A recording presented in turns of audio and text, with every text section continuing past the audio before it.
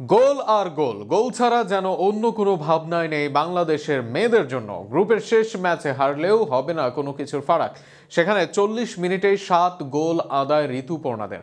18 মিনিটে প্রতিপক্ষের জালে 5 গোল দেয় বাংলাদেশ। 40 মিনিটে সংখ্যাটা দাঁড়ায় 7-এ। যেন মায়া দয়ায় নেই বাংলাদেশের নারীদের। তুর্কমেনিস্তানের বিপক্ষে বাংলাদেশের গোল বন্যা নিয়ে বিস্তারিত থাকছে প্রতিবেদনা।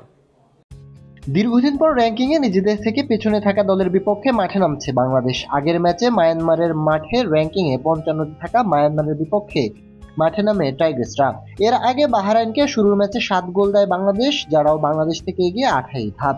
এবার গ্রুপের শেষ ম্যাচ তুর্কমেনিস্তানকে পায় বাংলাদেশ, আর সেখানেই তাণ্ডব চালায় পিটার বাটলারের দল। এদিন বাংলাদেশের গোল উৎসবের শুরুটা করেন আফ্রিদা। শুরুতে ঋতুপর্ণার ক্রস থেকে বল পান তিনি। ডিবক্সের বাইরে থেকে তার দূরপাল্লার রকেট শটে কিছুই করার ছিল না প্রতিপক্ষের গোলরক্ষকের। এরপর ক্রস থেকে গোল আদায় করেন শামসুন নাহার। দারুণ এক ফিনিশিংয়ে বল জোরান জালে। 5 মিনিটে 2 গোল আদায় করে বাংলাদেশ। 13 মিনিটে আরও এক গোল আদায় বাংলাদেশ দলের। আবারও গোল আদায় শামসুন নাহারের। স্কোরিংয়ে এদিন নিজেদের ঝলক দেখান এই উইঙ্গার। 16 মিনিটে এবার গোল করেন মনিকা। তার করা শট ফেরাতে এলোমেলো তুর্কমেনিস্তানের গোলরক্ষক। একের পর এক গোল হজম করে যেন দিশেহারা হয়ে যায় তুর্কি গোলরক্ষক। ফলে 19 মিনিটে ঋতুপর্ণার সহজ শটটাও ফেরাতে ব্যর্থ হন তিনি। 40 মিনিটে এবার বল ক্লিয়ার করতে সামনে আসলেও কাজের কাজ করতে পারেননি এই গোলরক্ষক। ফলে আরও এক গোল পায় বাংলাদেশ। মাঝে 20 মিনিটে এক গোল আদায় করেন তোহরা।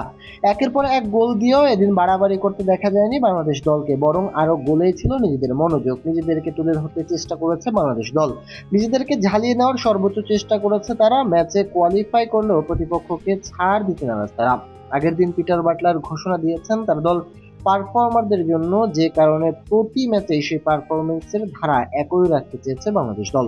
আগামী দিনে এশিয়ান মঞ্চে খেলবে লাল সবুজ বাহিনী। স্বপ্ন আছে বিশ্বকাপে যাওয়ার। তার আগে তো মোটেও ঝিমিয়ে পড়া যাবে না। লাল সবুজের বাহিনীরা যেন সেই ইঙ্গিত দিয়ে রাখলেন।